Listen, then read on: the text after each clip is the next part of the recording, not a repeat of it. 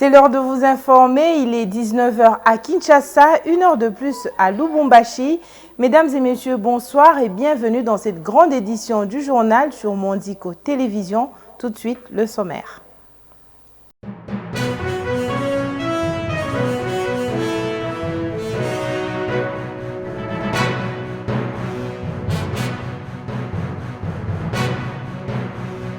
Le jour J de 9e jeu de la francophonie de Kinshasa, ce aujourd'hui 28 juillet que l'on a vécu l'ouverture avec le chef de l'État Félix Tshisekedi qui a gagné son pari et la RDC qui prend tout honneur comme hôte de ce grand rendez-vous de renommée internationale. L'ambiance avant l'ouverture de jeu marquait déjà l'ampleur de l'appropriation du public. Le sommet Russie-Afrique qui s'est ouvert hier jeudi à Saint-Pétersbourg avec une dizaine de chefs d'État et autres personnalités du continent africain autour de Vladimir Poutine donne déjà des résultats entre la RDC et la Russie. Deux protocoles d'accord ont été signés entre Sergueï Lavrov, ministre des Affaires étrangères russe, et Ivan Van Gungimbi, ambassadeur de la RDC à Moscou, l'important sur des facilitations diplomatiques avec l'octroi des visas et l'autre sur le partenariat des universités de l'Oural et l'UNIKIN.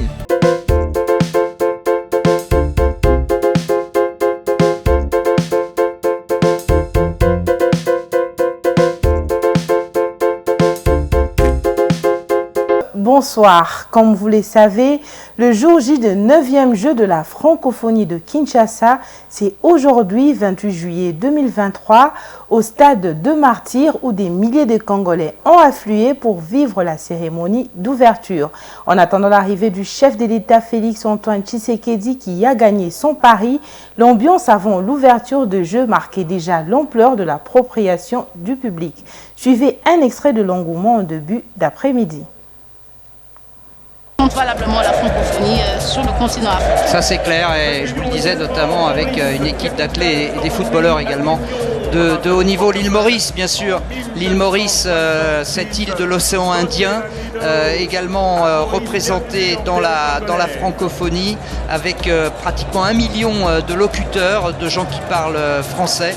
47 médailles remportées par les Mauriciens et les Mauriciennes depuis la création des Jeux de la francophonie.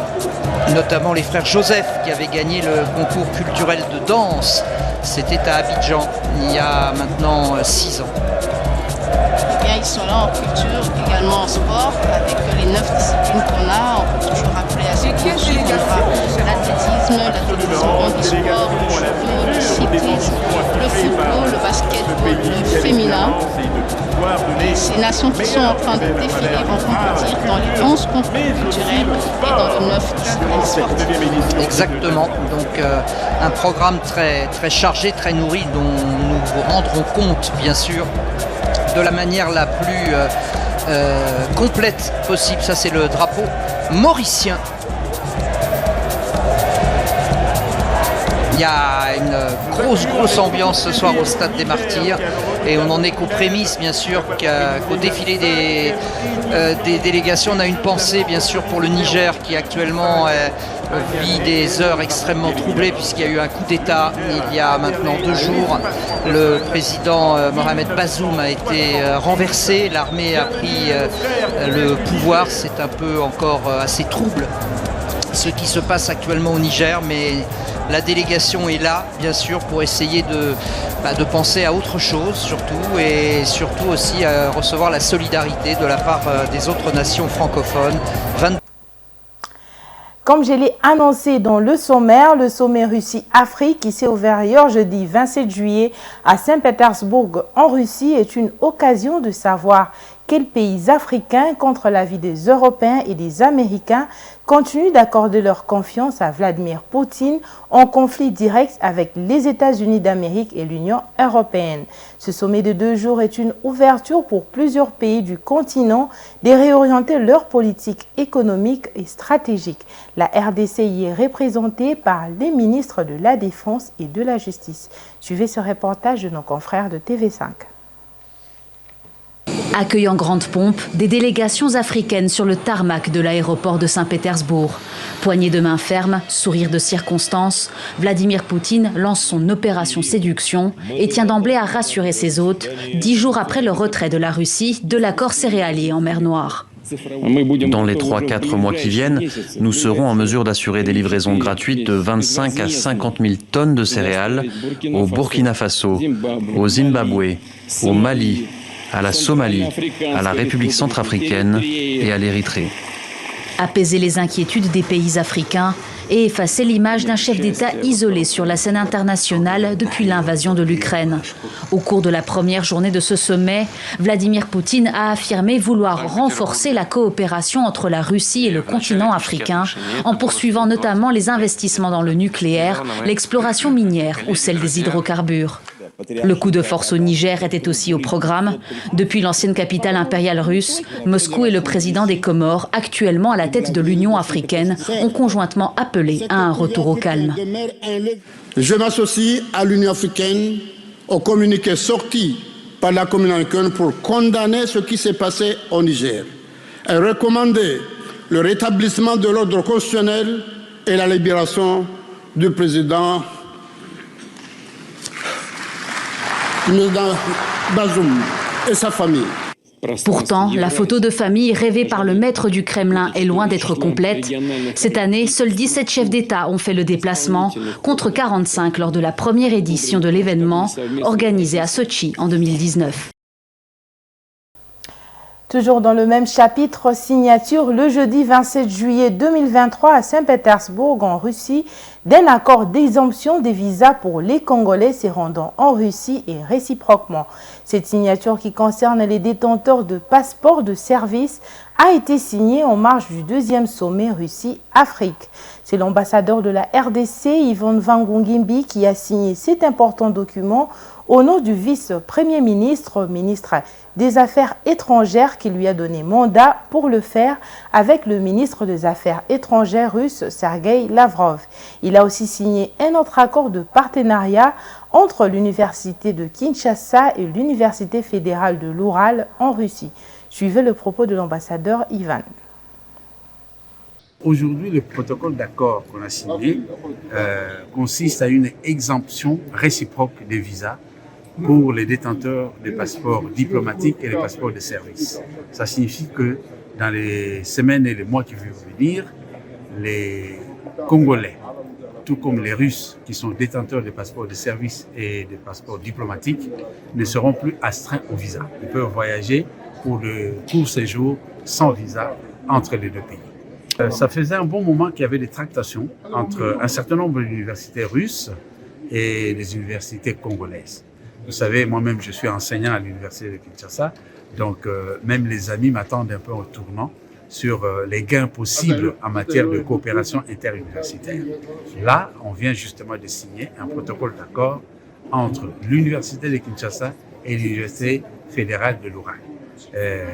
Le recteur Jean-Marie Kayembe Toumba, qui devait venir parce qu'il avait vraiment donné son accord, malheureusement a été empêché pour une raison simple. C'est qu'une partie des Jeux de la francophonie se tiennent sur le site de l'université de Kinshasa. Dès lors, il était un peu dans l'embarras et coincé.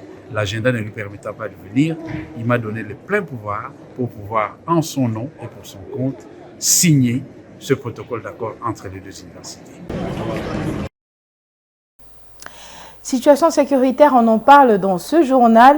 L'insécurité et la guerre imposée à la RDC par le Rwanda via le M23 n'est plus un sujet tabou dans la communauté de Rwandais de la diaspora qui commence peu à peu à prendre des distances du régime dictatorial de Paul Kagame. C'est le cas de l'opposant rwandais Thomas Nahimana qui milite depuis contre le régime antidémocratique de Paul Kagame à Kigali, se considérant comme président du vrai gouvernement rwandais en exil européen. Il plaide pour la paix au Congo et salue le nouveau leadership politique en RDC. Suivez un extrait de ces dénonciations. Parce que la guerre du Kivu, la guerre du Congo, c'est un scandale. C'est le régime rwandais qui traverse les frontières et massacre les Congolais sur le sort de leur pays pour piller leurs biens, pour piller leurs richesses. Ce qui me ce qui me donne du courage, en ce moment, c'est que le peuple congolais a ouvert les yeux sur la situation et essaie de gérer la situation maintenant. Ils ont un nouveau leader que je respecte beaucoup, le président Félix Antoine Tshisekedi, qui a compris que l'ennemi du peuple congolais n'était pas le Rwanda, n'était pas le peuple rwandais. Il dit que le peuple rwandais, c'est un peuple frère, et c'est vrai en fait. Il dit que le vrai ennemi du régime, c'est Paul Kagame et son régime. Il est même allé jusqu'à dire que, en fait, et là je le rejoins vraiment complètement, il n'y a pas de paix possible au Congo si le régime de Paul Kagame reste en place à Kigali. Donc il faut mettre dehors ce régime pour que toute la région, c'est pas que le Congo, pour que le peuple rwandais se libère, pour que le Congo retrouve la paix, mais aussi les pays voisins. Toujours en rapport avec la sécurité dans la partie est de la RDC, les délégués des 5 provinces de l'Est de la République démocratique du Congo s'y sont mis d'accord afin d'œuvrer pour le développement durable. C'est l'une des résolutions de 3 jours de conversation régionale des assises tenues à Goma au Nord Kivu du 24 au 26 juillet 2023. Autour de la table, les délégués du Nord et Sud Kivu, des Luturi, du Maniema et du Tanganyika. Je vous propose de suivre le retour en images de ces conversations. Ces conversations régionales se sont tenues à Goma en la province du Nord Kivu. 2 provinces de l'Est de la RDC sont sous état de siège depuis plus de 2 ans. Il s'agit justement du Nord Kivu et de l'Ituri. Le gouverneur militaire du Nord Kivu est content d'accueillir ces assises. C'est l'occasion pour le général Constant Ndima de partager avec ses collègues gouverneurs l'expérience de lutte contre l'insécurité. Nous partageons le même défi, que ce soit le défi sécuritaire, le défi environnemental et aussi le défi de développement. Alors cette conversation nous a mis sur la même table pour essayer d'interagir, de partager des expériences et puis projeter les coopérations dans l'avenir. Nous prenons le cas de notre province voisine, le Sud Kivu. Comme vous le savez, aujourd'hui, pendant que nous faisons face à l'agression ici au Nord Kivu, mais nous avons vraiment très difficile d'atteindre le Sud Kivu par la route. La seule voie qui nous reste est la voie lacustre. L'Est de la République démocratique du Congo est secoué par de multiples conflits. Ces violences provoquent des déplacements massifs des populations. Ces déplacés trouvent refuge dans les forêts qui subissent la déforestation. Cette insécurité ne sévit pas seulement au Nord Kivu qui a accueilli ces conversations régionales, elle est déplorée également dans les provinces voisines. Les jeunes de ces 5 provinces ne sont pas en reste dans cette démarche. Ils sont impliqués d'autant plus que les jeunes constituent plus de 50% de la population congolaise. Ils sont prêts à jouer leur rôle. Nous savons tous que la jeunesse congolaise est devenue plus importante et elle constitue plus de 50% de la population. Et pour cela, la jeunesse doit occuper une place importante dans la prise de décision et prendre conscience de ce qui se passe vraiment dans leur région et de trouver des pistes de solutions de toutes les situations. Ces conversations régionales ont été organisées grâce à l'aide du Programme des Nations Unies pour le développement. Le PNUD est content d'avoir participé à cette initiative. Soyons satisfaits de ces échanges et donc les conclusions permettront de pouvoir mettre la solidarité des gouvernements pour pouvoir répondre aux violences des groupes armés, mais aussi apporter des solutions aux crises humanitaires, mais aussi aux catastrophes naturelles et aux effets du changement climatique. Ces conversations régionales sont finies. Place maintenant à leur application pour le retour effectif de la paix dans ces provinces en vue de leur développement. Autre chose à présent, pour faire face au défi de prendre en charge le jeune de plus en plus désœuvré en République démocratique du Congo, un plan de redressement du secteur de la jeunesse en moins de 6 mois et a suggéré au président de la République, Félix Tshisekedi Tshilombo. Cette initiative est de M. Hervé Tansia, ancien conseiller au ministère de la Jeunesse, Initiation à la nouvelle citoyenneté et cohésion nationale. Explication dans cet élément. La jeunesse constitue une frange importante de la population du pays, mais elle est confrontée à d'énormes défis, notamment l'analphabétisme, la corruption, la délinquance juvénile et la dépravation des mœurs. Pour juguler cette situation, un ancien conseiller au ministère de la Jeunesse, Initiation à la nouvelle citoyenneté et cohésion nationale, M. Hervé Tansia Tandana Wantumba, initie une opération dénommée « Tempête du désert ». En fait, selon le concepteur, c'est un plan de relance pour le redressement du secteur de la jeunesse congolaise à soumettre au président de la République Félix Tshisekedi. Il comprend 7 axes prioritaires qui vont permettre de résoudre tous les problèmes de la jeunesse en moins de 6 mois. Il s'agit de l'agriculture et la ruralité, la délinquance juvénile, la jeunesse, population et développement, jeunesse, culture et nouvelle citoyenneté, jeunesse et genre, jeunes, partenariat pour le développement, jeunesse et renforcement des capacités institutionnelles et techniques du ministère ayant en charge la jeunesse et les soucis des jeunes. C'est donc une opération qui vise à résoudre les problèmes des jeunes en moins de 6 mois, très crucial, difficile mais faisable avec des meilleures stratégies selon l'initiateur qui ajoute qu'il est essentiel d'impliquer les jeunes dans cette dynamique pour le développement du pays avec la réorganisation du secteur agricole à travers des brigades agricoles supervisées par le ministère du tutelle. La tranche d'âge comprise entre 15 et 24 ans reste la plus touchée par le chômage en RDC. D'après un rapport de l'agence de notation Bloomfield Investment Corporation rendu public en juin 2022, le taux de chômage parmi les jeunes en RDC a évolué de 15% en 2017 à 19% en 2020. Les activités menées par le cadre de concertation de la femme congolaise, CAFCO en sigle, pour vulgariser les textes et lois favorables à l'entrepreneuriat féminin dans le cadre du projet d'appui au développement de micro, petites et moyennes entreprises conçu par le gouvernement et mis en œuvre par ONU Femmes commence à porter de fruits. Le cadre de concertation de la femme congolaise a constaté auprès du guichet unique des créations d'entreprises plus de 160 demandes pour l'obtention, voulais-je dire, d'un RCCM, registre du commerce et du crédit immobilier. Éléments d'information dans ces reportages.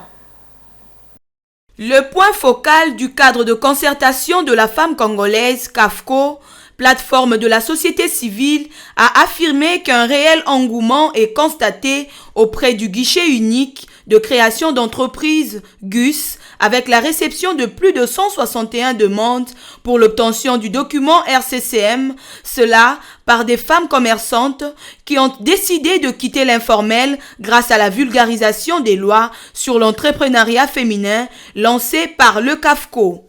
Cette vulgarisation concerne aussi la prévention de toutes les formes de discrimination à l'égard des femmes et des filles en République démocratique du Congo et celles liées à la promotion de leurs droits. Ainsi, l'engagement du cadre de concertation est de mobiliser les chefs coutumiers et religieux à s'approprier cette lutte contre les violences sexuelles basées sur le genre et sur le mariage précoce. Pour ce faire, en appui, des comités de surveillance de lutte contre les violences basées sur le genre ont été constitués. Pour information, pendant une année déjà, de mai 2022 à juin 2023, le CAFCO a organisé plusieurs actions de sensibilisation pour atteindre ces résultats. Il s'agit du lancement d'une caravane mobile de dissémination du Code de la famille et d'autres lois relatives à l'entrepreneuriat. Organisation des cliniques mobiles pour la dissémination du Code de la famille et des lois favorables à l'entrepreneuriat des femmes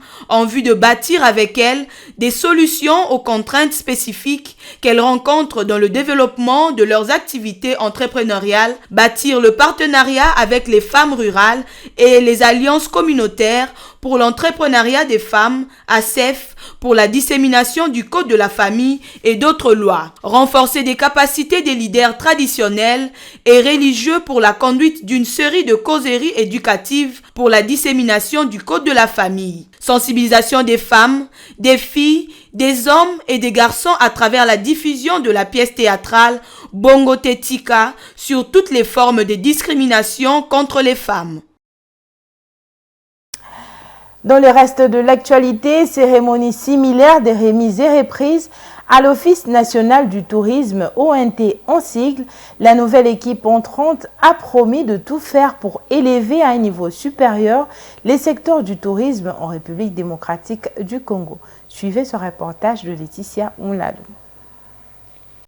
Ils ont signé non seulement pour entrer en fonction, mais aussi pour mettre en face les défis dans le secteur touristique congolais. Voilà l'essentiel que l'on peut retenir de cette remise et reprise qui a été organisée à l'Office national du tourisme. Paul Diakessé, récemment nommé au poste du directeur général adjoint à cet office, a reçu des outils de travail des mains de son prédécesseur. Un même exercice entre le PCA et Madame Malika Mokoubou, nouveau président du conseil d'administration de l'ONT, le secrétaire général au tourisme, directeur de cabinet du ministre, Madame le directeur général de cet office a été reconduite à ce poste et autres membres du conseil d'administration ont répondu présents à la dite cérémonie. Le directeur de cabinet a à cette occasion énuméré les problèmes qui empêchent le développement du tourisme en République démocratique du Congo. Les deux nouveaux mandataires ont à cette occasion affirmé leur volonté de travailler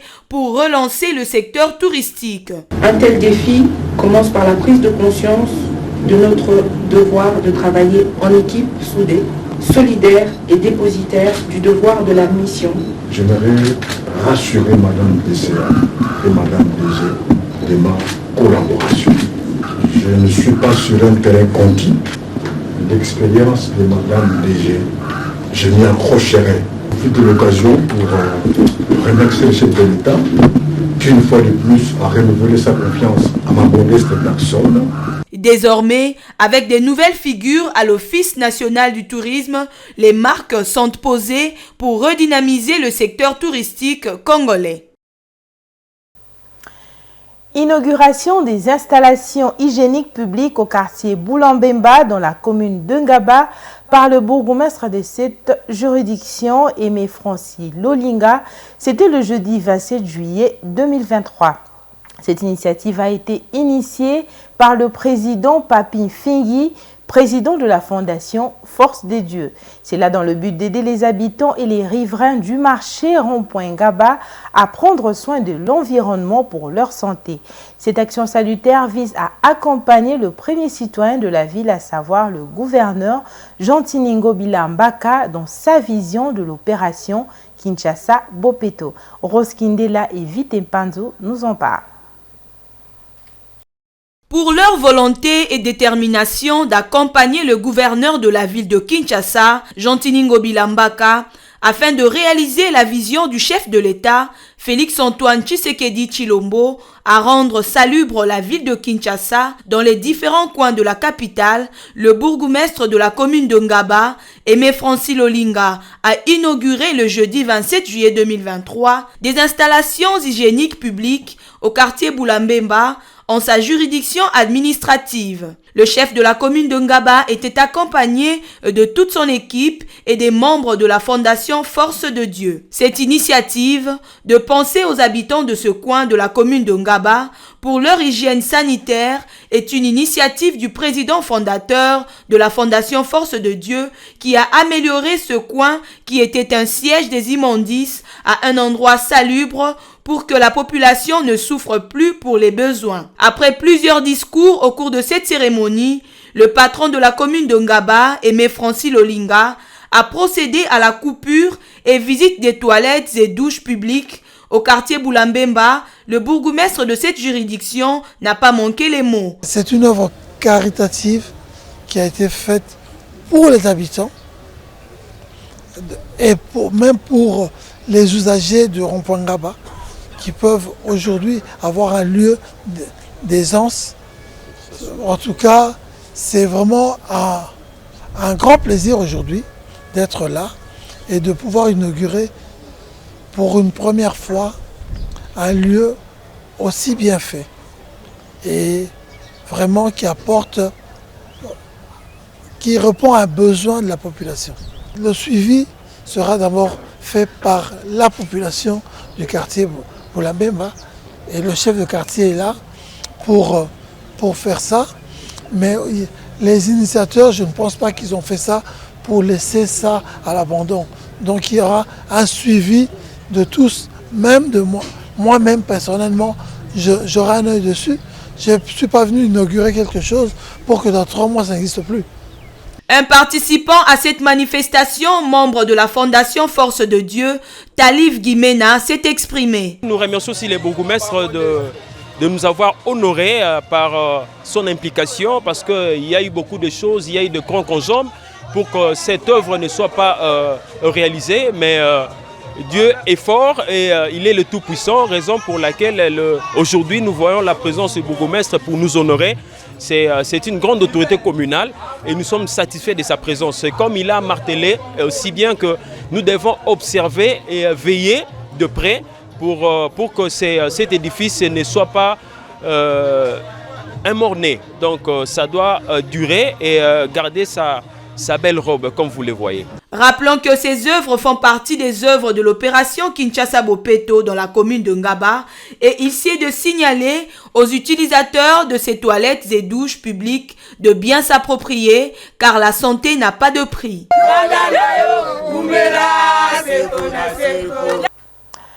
En société, la ville de Kinshasa continue de vivre de plus en plus de embouteillages dans plusieurs artères de ses communes. À titre d'exemple, le jeudi 27 juillet sur la route Université, dans son tronçon compris entre l'avenue Kisangani et Kianza dans la commune de Ngaba, l'embouteillage a immobilisé la circulation pendant plusieurs heures. Ces bouchons sont devenus plus fréquents et graves pour la plupart des conducteurs. Il est à déplorer que ces embouteillages sont causés généralement par le mauvais stationnement et le manque de compréhension entre les chauffeurs taxi et taxibus, ainsi que ceux des motos Wewa et des tricycles communément appelés 3 pneus. Un reportage signé Rose Kindela et Vité Panto. La route Université dans son tronçon compris entre l'avenue Kisangani et Kianza dans la commune de Ngaba connaît une fréquence de embouteillages ces derniers temps. Les habitants de ce coin sont à bout et demande aux autorités compétentes de renforcer les policiers de circulation routière car les chauffeurs des taxis ainsi que les conducteurs de motos, communément appelés 3 pneus, sont à la base de cette situation. Signalons que les usagers de cette route prennent plus de 4 heures du temps chaque jour pour arriver dans leurs destinations respectives. Rendons-nous enfin en province ou à Lubumbashi, précisément au Haut-Katanga. Depuis le lundi 24 juillet 2023, un délai de 48 heures a été accordé aux mototaxis, chariots et tricycles pour ne pas travailler au centre-ville. C'est le maire de la ville de Lubumbashi, Martin Kazembe Choula, qui a pris cette décision dans un communiqué signé le lundi 24 juillet 2023. Cette mesure s'est réduite à un manque de réglementation observé dans la circulation des 6 engins qui sont à l'origine de nombreux incidents et violations graves du code de la route. Les détails dans cet élément. Suivez. Cette décision du maire de Lubumbashi, Martin Kazembe Choula, a été prise à la suite d'un arrêté urbain du 3 juillet dernier qui avait déterminé les conditions d'exploitation des motos et tricycles en transport en commun dans la capitale du Haut-Katanga, qu'il est strictement interdit d'œuvrer au centre-ville de Lubumbashi. Par ailleurs, l'autorité urbaine a rappelé les 5 limites à respecter par tous les motocyclistes qui font le transport en commun en plein centre-ville de Lubumbashi. Il s'agit notamment des avenues Lumumba, Sendwe coin Lumumba, Kambove, Kamanyola et Likasi, coin femmes katangaises qui sont des limites à ne pas franchir. Dans la foulée, le maire Martin Kazembe a promis qu'à partir du jeudi 27 juillet, un contrôle, selon ses propres termes, sévère et très musclé sera effectué. Tous les récalcitrants paieront une amende de 200 000 francs avec comme conséquence que la moto ou les tricycles ayant participé à la commission de la dite contravention sera mise en fourrière pendant une durée de 7 jours. Il est à noter que le prédécesseur de l'actuel maire de la ville, Madame Lauriane Mouewa, avait déjà, le 4 mai de l'an passé, interdit la circulation des motos de transport en commun au centre-ville de Lubumbashi. À l'époque, une amende de seulement 25 $ pour tout motard et son client contrevenant avait été fixée pour désengorger le centre-ville. Fort malheureusement, cette mesure administrative qui avait été appliquée pendant près de 2 mois avait été levée après plusieurs manifestations organisées par les conducteurs des motos. Cet élément marque la fin de cette grande édition du journal, mais si vous nous avez pris en cours de diffusion, voici les rappels.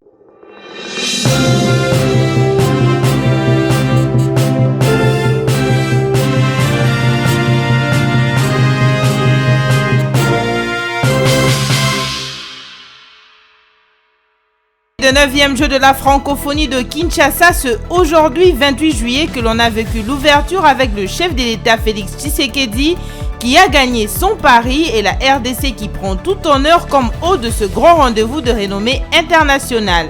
L'ambiance avant l'ouverture de jeu marquait déjà l'ampleur de l'appropriation du public. Le sommet Russie-Afrique qui s'est ouvert hier jeudi à Saint-Pétersbourg avec une dizaine de chefs d'État et autres personnalités du continent africain autour de Vladimir Poutine donne déjà des résultats entre la RDC et la Russie. 2 protocoles d'accord ont été signés entre Sergueï Lavrov, ministre des Affaires étrangères russe, et Ivan Van Gungimbi, ambassadeur de la RDC à Moscou, l'important sur des facilitations diplomatiques avec